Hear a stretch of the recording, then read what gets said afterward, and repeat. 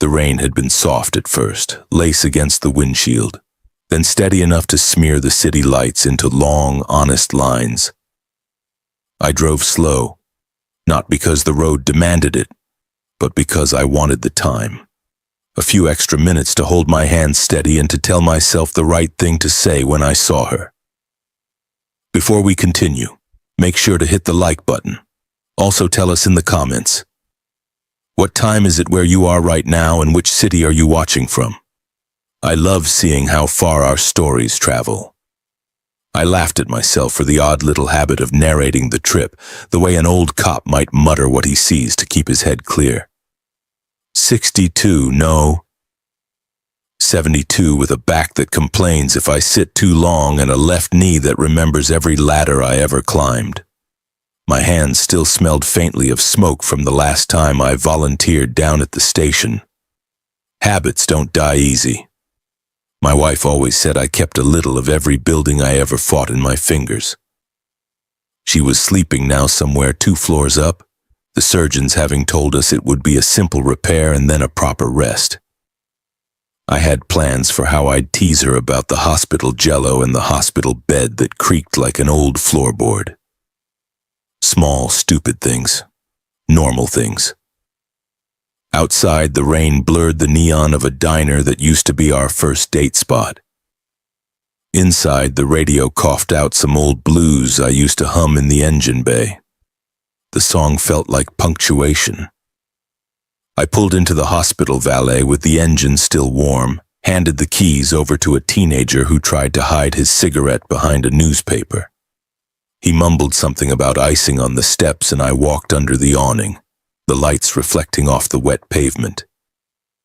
Hospitals have a smell of their own, disinfectant and coffee and the faint perfume of strain. I felt that particular strain pulling at my chest like gravity. The nurse station was a hive of slow, efficient movement. Clipboards, whispers, soft rubber soles. The woman behind the desk looked up and gave me the practiced, polite smile that people wear when they don't know whether to be comforting or factual.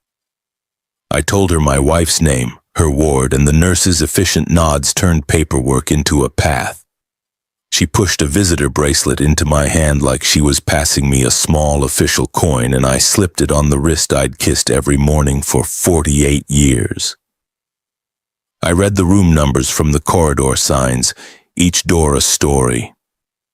Families clustered at the far end, faces lit by phones, eyes half closed from vigil. I kept my steps measured, not wanting to rush the moment. I thought of the string of mornings we'd had.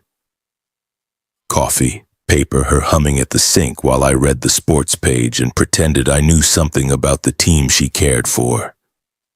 I rehearsed the first line I would say through the doorway. Maybe a joke about hospital cuisine. Maybe something soft and safe. My throat felt thick. And then a hand came down on my arm.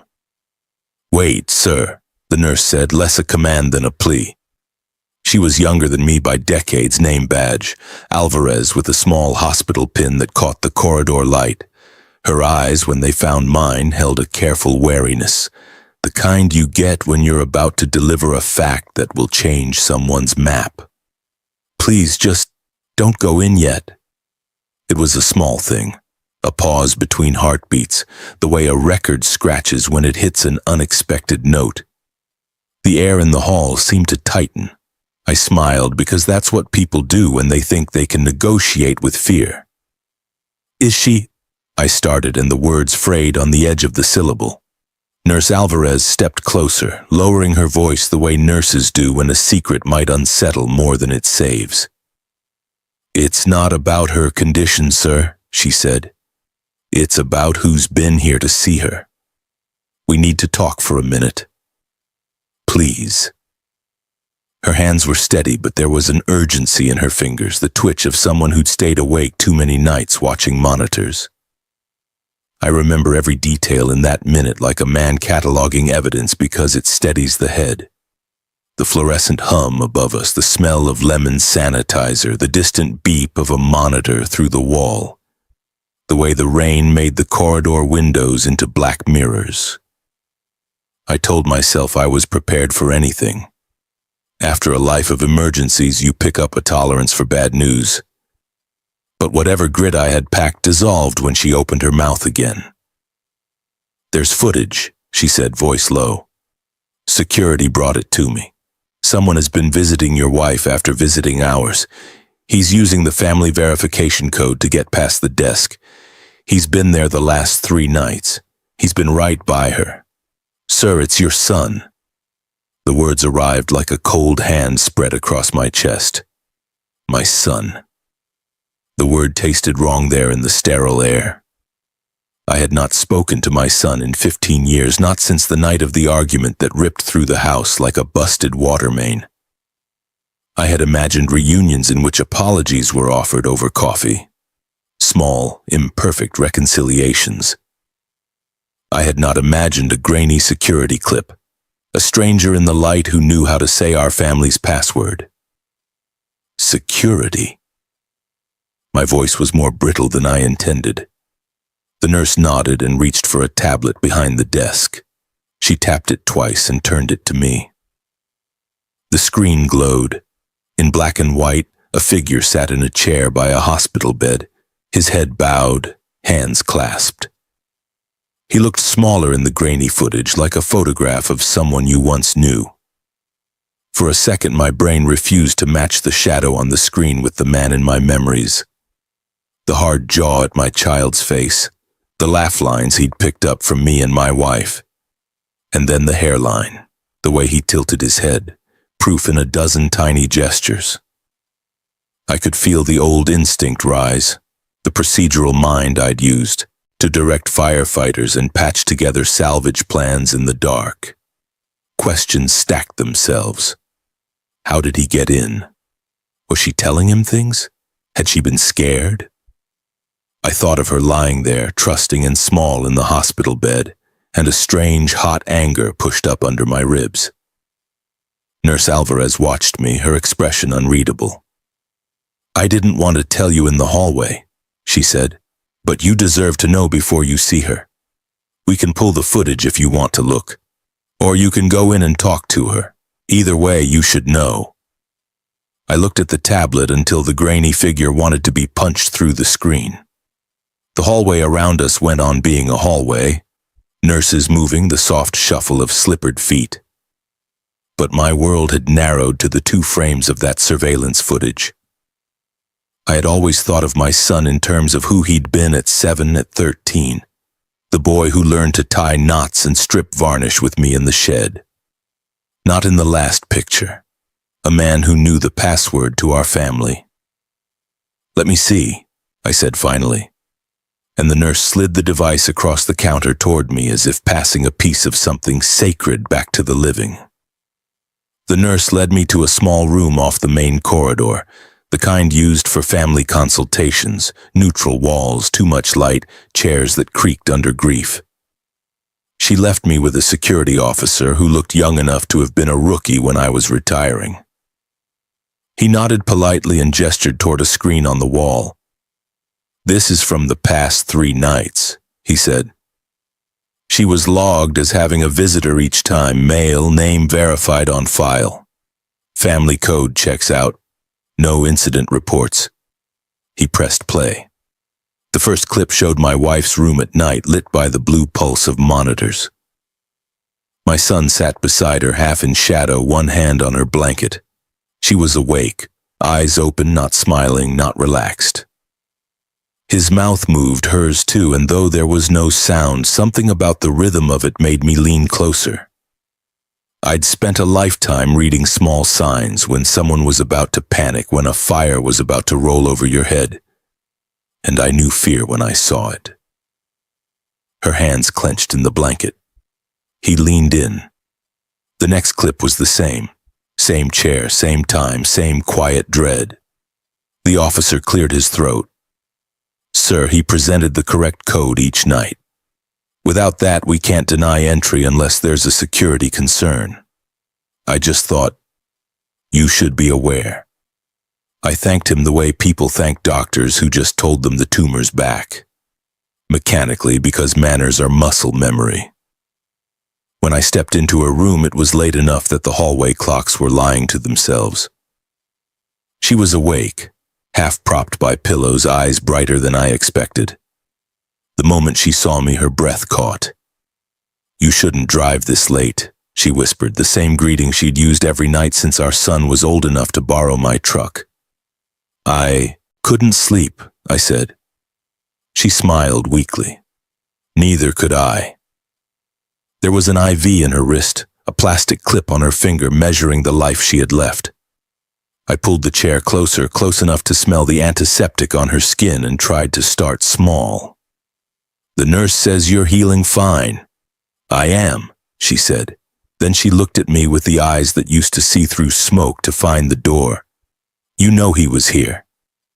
I didn't answer at first. The clock ticked loud in the space between us. "I saw him," I said, "on the tape." Her eyes filled, not with surprise but relief, as if the secret itself had been a wound. "He said you already knew." I shook my head slowly. "We haven't spoken since." I didn't finish. The argument had been the kind that burns the map behind you. She stared at the wall. "He came 3 nights ago. Said he wanted to make peace. Said he wanted to tell me something before you found out." "Found out what?" She closed her eyes as though the answer was heavier than the machines keeping rhythm for her. "He told me that you lied to him all those years ago, about why you made him leave. He said you—" Her voice cracked. "He said you blamed him for the fire." The fire. That word still stung the way it did decades ago.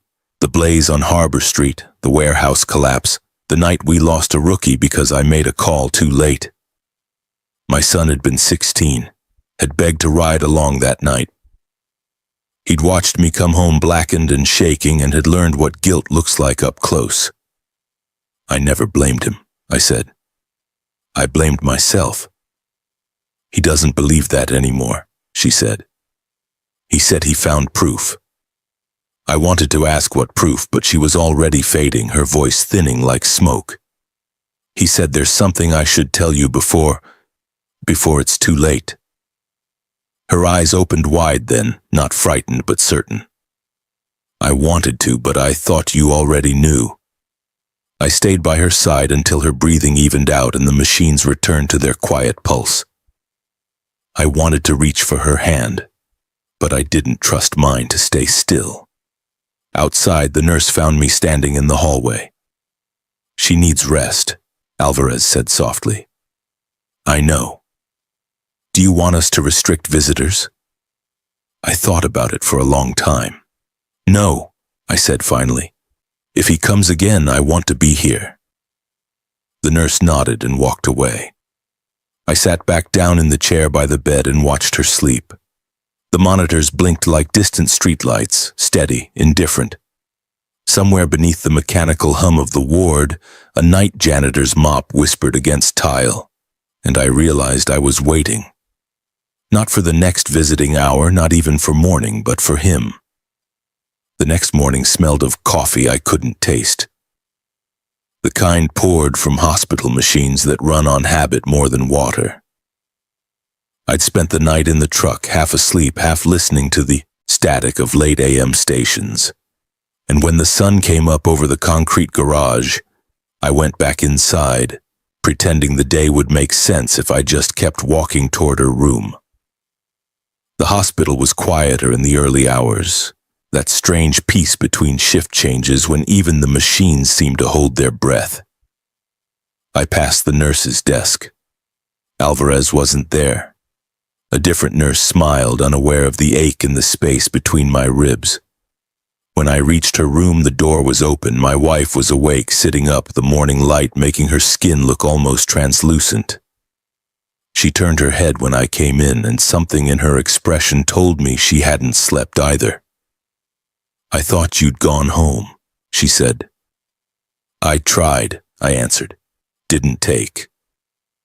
She nodded once, the way she used to when I'd come home late from a fire, knowing better than to ask questions before I was ready to talk. But this time it was her silence that asked for mercy. I sat in the chair again, my body remembering every creak from the night before. "He hasn't been back," I said. She hesitated. "He called." My throat went dry. "When?" "Early, before sunrise." I didn't answer. "What did he say?" She looked down at her hands. "He said you'd come looking. That once you found out, you'd never forgive either of us." The words were small, but they landed like blows. "Forgive you for what?" She didn't speak, just watched the sunlight crawl across the sheets until it reached the edge of her fingers. That's how guilt shows itself when you're older. Not in crying or pleading, but in stillness. "I need you to tell me," I said quietly. "Not him. Not through anyone else. You." She turned her face toward the window. "Do you remember the night of the fire?" I almost laughed, not out of humor, but out of the absurdity of how that one night still owned every conversation. "There are a few I remember better than my own name," I said. "The one on Harbor Street," she whispered. "The warehouse." I nodded. The image came back whether I wanted it or not. Metal groaning, glass melting, men shouting through smoke. The rookie trapped in the back corner, the roof that gave before we reached him. I'd been the last one out. The report said structural collapse. The truth was, I'd made a choice that night. To pull my crew back seconds before the beam fell. I saved 5 lives by losing one. A math that made sense to everyone except me. "What about it?" I asked. She didn't answer at first. Then, with the kind of slowness that comes from years of holding something poisonous inside, she said, "The department paid the widow a settlement. They told the press it was standard policy, but it wasn't. It came from the city's liability fund. You signed the paperwork. Our son found a copy." "That's not what happened," I said, but the words felt thin. "Then tell me what did." The machines beside her clicked. I watched her eyes. Still the same blue they'd been when she was 20, only softer now, clouded by a decade of pills and surgeries and regrets. I wanted to protect her from it all, even from the truth, but she'd already built her own version in my silence. "He thinks I took money to stay quiet," I said. "That I let that man die and bought my way out of guilt. He's wrong." "Then why did you sign it?" I hesitated, and in that hesitation she found her answer. Her lips trembled. "You did take it." "I took responsibility," I said sharply. "The city wanted to end the inquiry before it ruined the department. They offered a settlement. I didn't keep a cent." "But you didn't tell me," she said softly. The truth between us was an old wound reopened. I didn't tell her then because I thought I was protecting her. Now I could see I was only protecting myself from her disappointment, from the idea that the man she married wasn't as clean as he pretended to be. "I was trying to keep our life together," I said. She looked at me a long time. "And now, it's coming apart." We sat in silence until the door opened. Nurse Alvarez stepped in with her chart, gave us both a professional smile that didn't reach her eyes, then turned to check the IV line. "How's your pain today?" she asked my wife. "Manageable," she murmured. Alvarez made a few notes, then turned to me. "She's scheduled for some tests later this afternoon. Maybe go home, get some rest." I wanted to argue, but my wife nodded faintly. "Go," she said. "You need to clear your head." So I left, but instead of going home, I went to the small chapel near the east wing. Hospitals keep them tucked away, quiet as guilt. The air smelled of candle wax and lemon oil. I sat in the back row and stared at the empty altar, trying to decide whether I was praying or confessing. I thought about my son, somewhere out there, convinced he was exposing corruption when all he was doing was opening a grave we'd buried years ago. I thought about my wife, alone with her pain, believing she'd been living beside a liar. And I thought about myself, The man who'd built his life on fire codes and integrity, now cornered by both. I stayed until the janitor came in to mop the floor. Then I went back upstairs. When I opened the door to her room, the bed was empty. The sheets were pulled back, the monitors dark. A nurse passing by saw me standing there. "They've taken her for imaging," she said. "It'll be an hour or so." I nodded, but my eyes stayed on the bed. On the table beside it lay her phone, unlocked, a new message glowing across the screen. It was from our son. "Mom, please don't tell him yet. Let me explain first." I stared at it until the letters blurred. That was the moment I realized whatever she'd been trying to confess, it wasn't over. It hadn't even started. I waited, nearly an hour before they wheeled her back from imaging. She was asleep, or close enough to it that the nurses whispered when they moved her. Her face had that soft, weightless look that people wear when painkillers finally catch up. I stood there watching the monitors flicker green over her chest, the rhythm steady and stubborn. I told myself she was resting, but inside I knew what this kind of sleep was. The kind that follows confession, the kind that empties a person. I pulled her blanket higher and turned off the overhead light. That's when I saw it. There on the small cabinet beside her bed, half hidden beneath a folded sweater, was a white envelope. My name written across it in her slanted, deliberate hand. "For you." I picked it up carefully as though it might fall apart from being touched. The paper felt heavy, like it had absorbed everything she couldn't say aloud.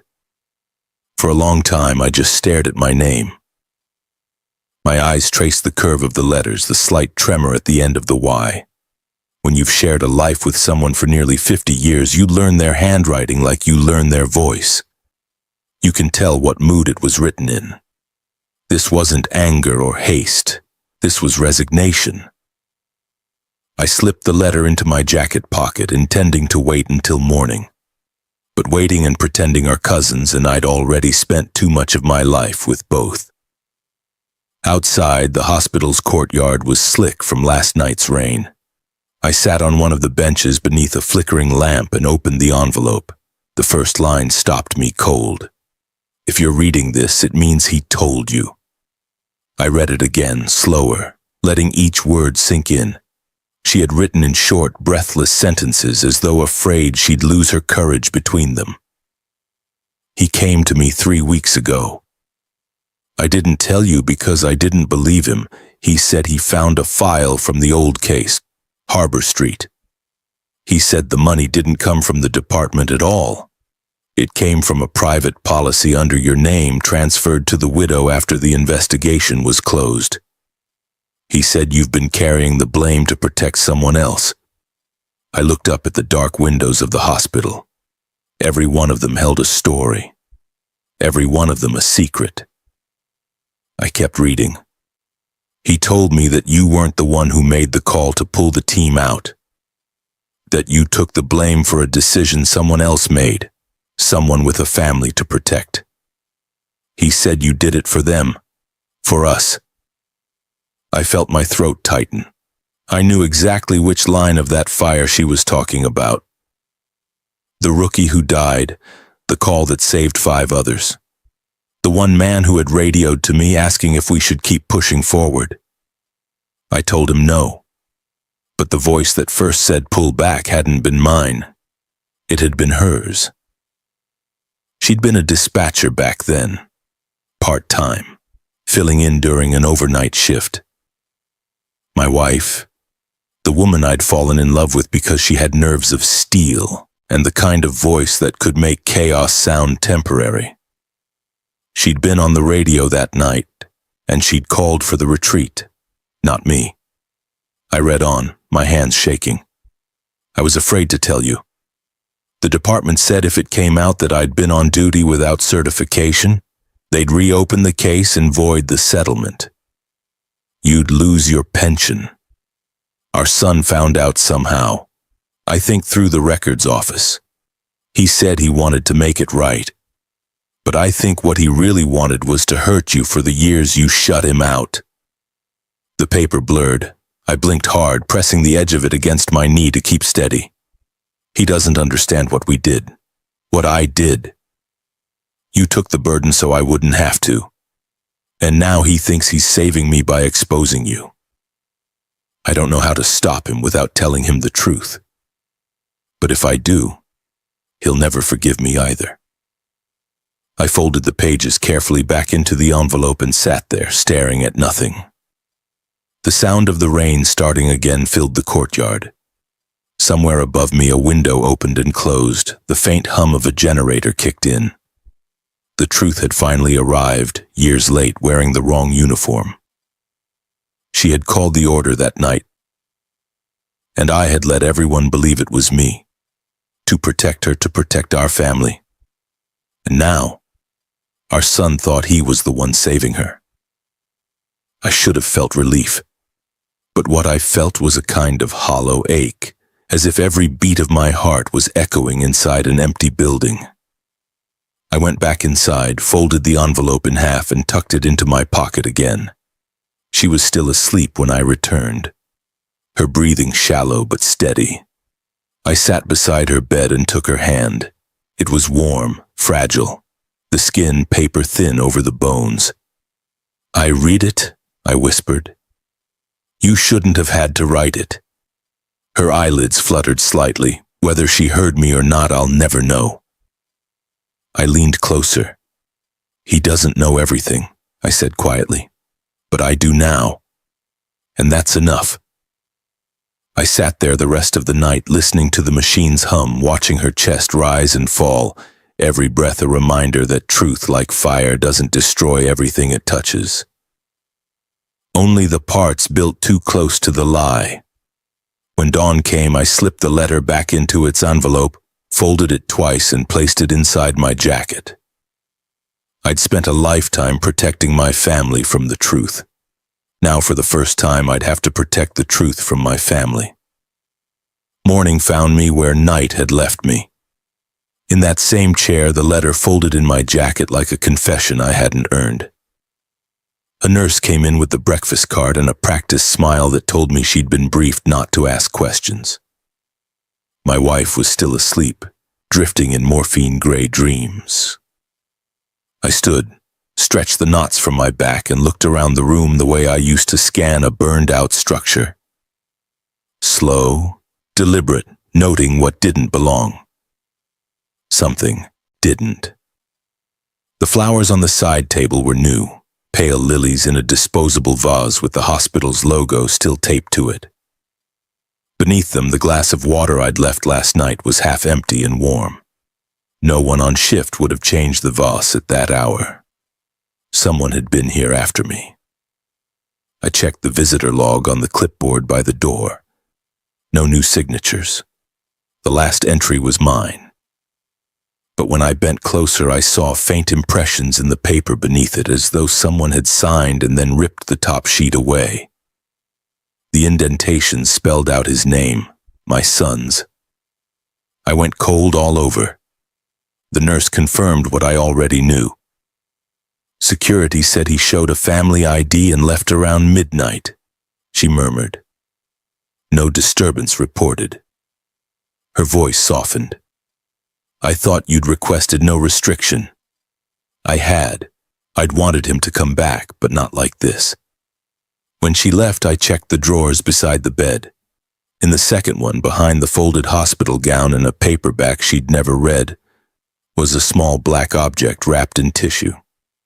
I knew it before I touched it. A digital voice recorder, the cheap kind investigators use when they can't afford body cams. My pulse quickened, the way it used to when we found an accelerant can at a fire scene. There was dried adhesive on its side, tape residue. He'd hidden it somewhere, probably under the nightstand or the bed frame, recording conversations he wasn't supposed to hear. I turned it over, battery light dead. I slipped it into my pocket and left for the lobby. Hospitals have their own kind of bureaucracy. If you walk like you belong, nobody asks. I found an unused family consultation room on the second floor, plugged the recorder into the wall with my phone cable, and waited for the light to blink green. Then I pressed play. At first there was nothing, just ambient hum, the mechanical rhythm of monitors and the faint shuffle of nurses in the hallway. Then her voice, tired, small, real. "You shouldn't be here." His reply came low, distorted by distance. "I had to. He's never going to tell you the truth." I turned the volume up until the speakers crackled. "You're wrong," she said, "only he was protecting me." "From what? From accountability?" His tone hardened. "Mom, the file says you were on dispatch. You made the call. You cost a man his life." Long silence. Then her whisper. "I saved 5 others." "That's not what the widow thinks," he shot back. "She thinks Dad took the fall because you were the dispatcher, and you weren't certified. He let the city blame him to keep your name off the report. And you both let me grow up thinking he was a hero." The sound of movement, a chair scraping metal against tile. "Please stop," she said. "You don't understand what guilt does to a person." He laughed, short and bitter. "Oh, I understand.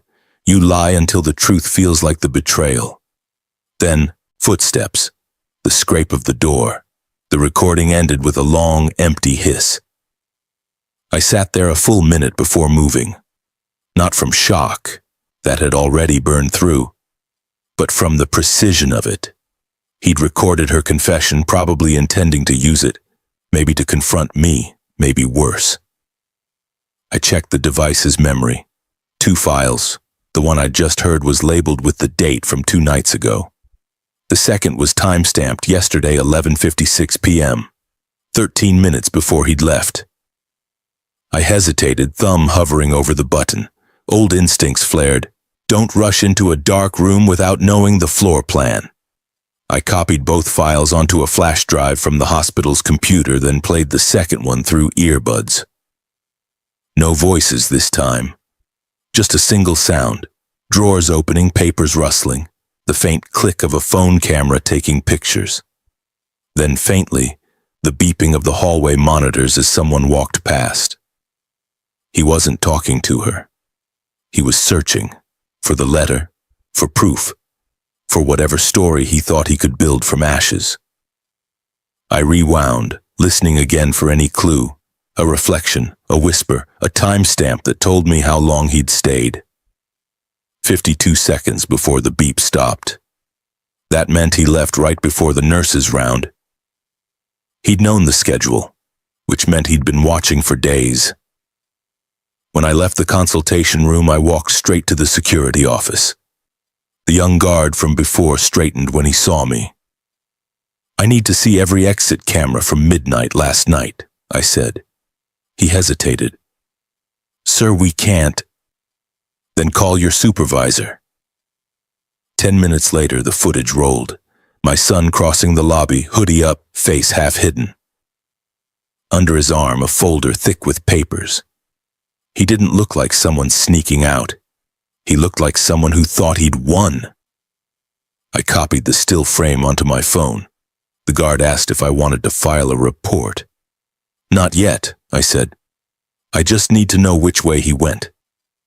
The last camera caught him heading toward the parking lot, turning left at the exit that led downtown. I knew what was in that direction, the city clerk's annex where the old fire department archives were stored. Public building, open weekdays. He wasn't hiding anymore. He was building a case. I pocketed the flash drive and the photo, thanked the guard, and walked out into the sunlight. The rain had stopped, but the air still smelled of it. Wet asphalt and ozone. The aftermath of something that had almost turned catastrophic. By the time I reached my truck, I already knew what came next. If he was digging through records, he'd find the truth she'd confessed in her letter. But he'd twist it, make it evidence of corruption instead of sacrifice. And if that story reached the wrong ears, the department would reopen everything. Her name would be dragged through hearings. Mine too. I started the engine. The old diesel coughed, then caught. Some fires you put out with water. Others you smother quietly before anyone sees the smoke. I drove toward downtown. The clerk's annex hadn't changed since the 70s. Same humming fluorescence, same coffee stains on the counter, same dusty ceiling fan that turned just slow enough to be useless. The building smelled of paper and old guilt. I walked through the revolving doors like a man reporting for duty, not entirely sure what the mission was anymore. The receptionist looked up from her monitor, her voice polite but detached. Records are in the back. Fire department archives are public up to 1985. I nodded, not bothering to give my name. The room beyond was rows of gray cabinets and microfilm reels, each one a time capsule of some bureaucratic moment no one cared about. At the far end, in the slanted morning light, someone was already there, but shoulders hunched, a stack of boxes at his feet. Even from behind, I knew him. 15 years and 1,000 imagined conversations, and still I knew the way he stood. Defiant, impatient, the same posture he'd had as a teenager, waiting for me to apologize first. "Still doing things the hard way," I said. He froze, straightened and turned. My son. He was older, of course, but not in the way years make you older, in the way resentment does. The lines around his mouth weren't from laughter. They were trenches dug by disappointment. He looked at me like a man seeing his own reflection in a cracked mirror. "You shouldn't be here," he said. "That makes two of us." He looked down at the folder on the table, the same one I'd seen in the security footage. "You followed me. I've been following this mess for 40 years, I said. "You just joined late." He gave a quiet, humorless laugh. "I found the settlement forms, Dad. The ones with your signature. You and the chief took money to bury that fire, to protect her. You let everyone think you were a hero." I took a step closer. "You think this is about money?" "It's always about money or pride or both. You have no idea what you're talking about." He slammed his palm against the table. The papers jumped. "Then tell me. Tell me why my mother cried every night after you came home from that fire. Tell me why she told me last week that she wished she'd never kept quiet. You let her rot in that hospital full of guilt while you played the noble man." His voice cracked on the word noble, and for the first time I heard something beneath the anger. Grief. The kind that sounds like rage because it doesn't know how to be anything else. I took a slow breath. She didn't keep quiet for me. I kept quiet for her. He stared, waiting. "She was the dispatcher that night," I said. "It was her voice on the radio that called for retreat. She wasn't supposed to be there. She'd swapped shifts with someone without authorization. The department wanted a scapegoat, so I gave them one." His mouth opened, closed. For a moment, the air between us stilled. "You're lying," he said finally. "I wish I were. The report you're holding, that payout you think proves corruption? It was an insurance settlement paid to the widow from my own policy. I sold everything we had to cover it because the city refused to. They wanted silence, and they got it. I took the fall to protect her job, our home, you." He shook his head slowly, like trying to clear water from his ears.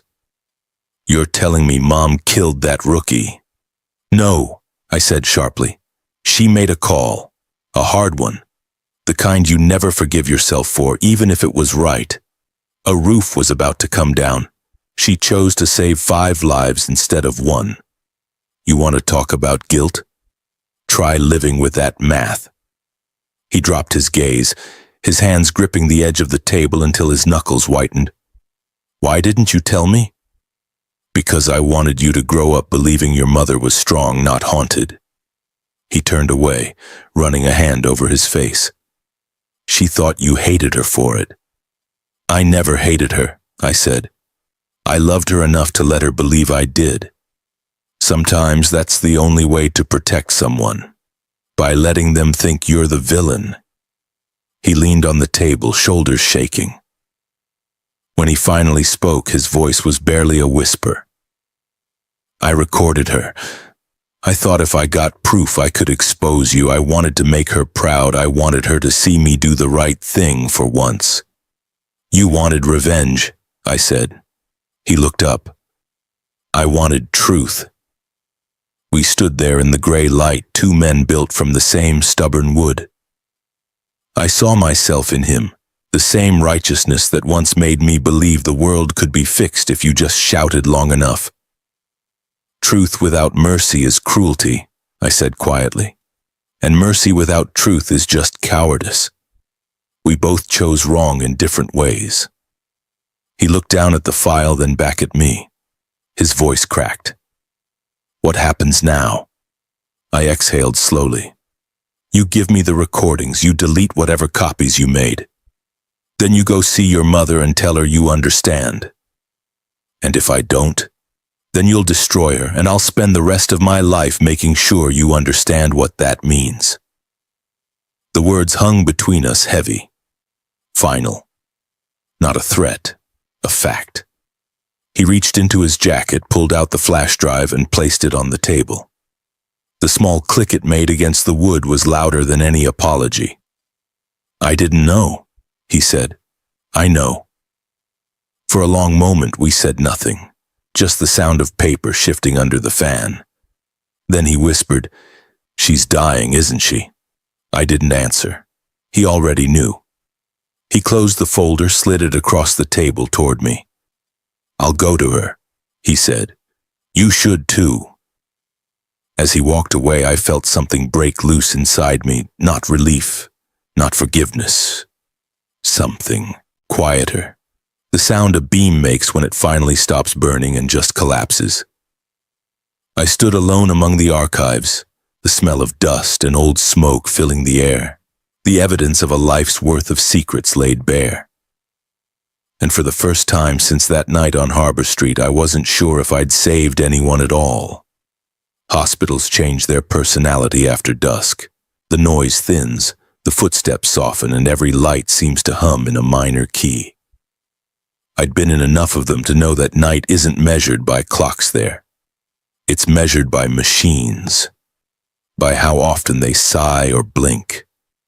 When I reached her floor, the air felt different, too still. The nurses nodded at me the way people do when words would only bruise.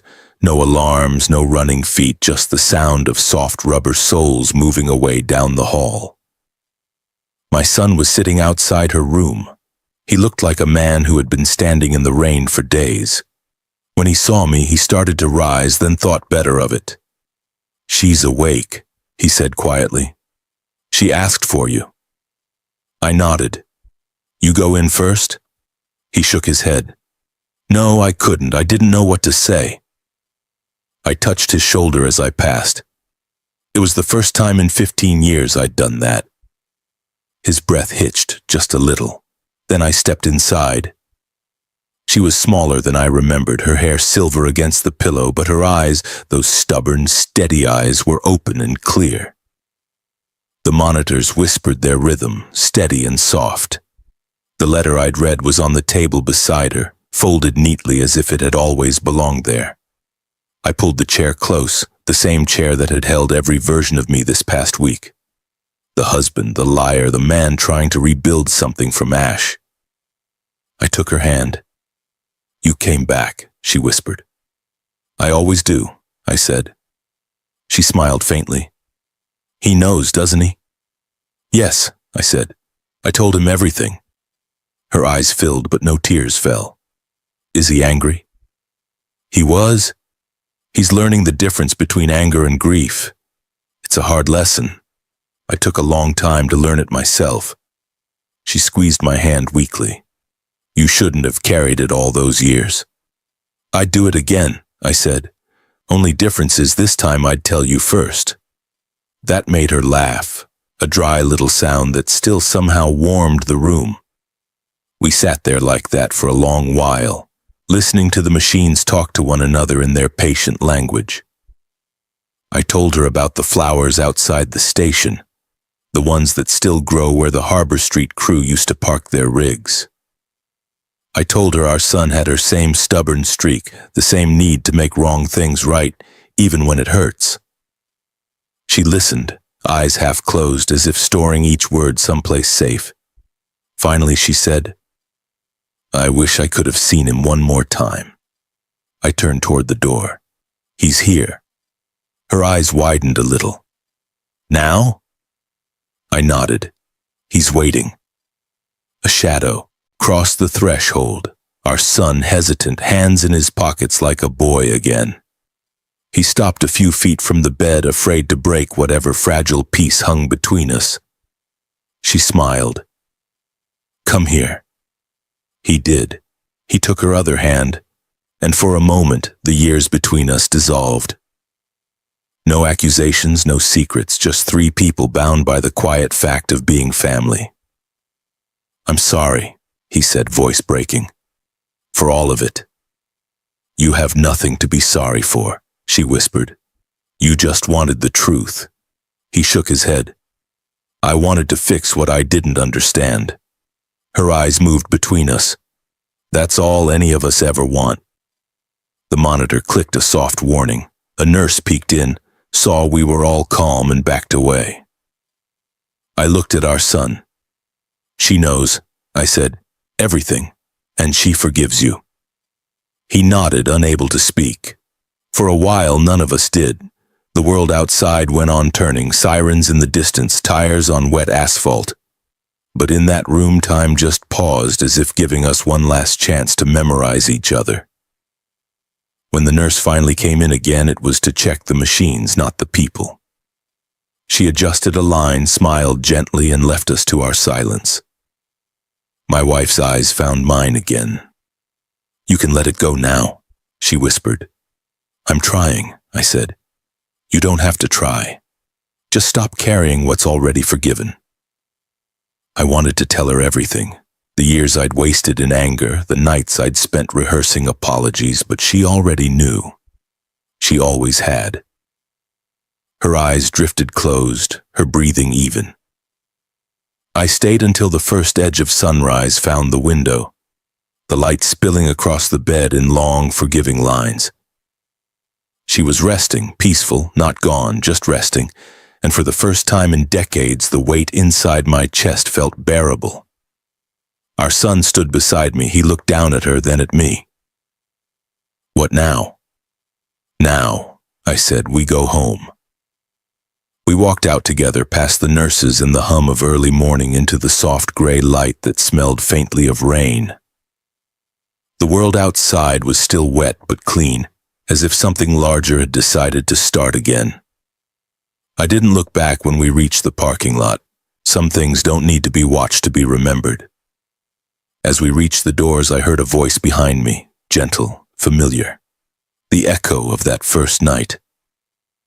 "Wait, sir." I turned halfway, but there was no one there, just the whisper of the automatic doors closing. And for the first time, the words didn't sound like a warning.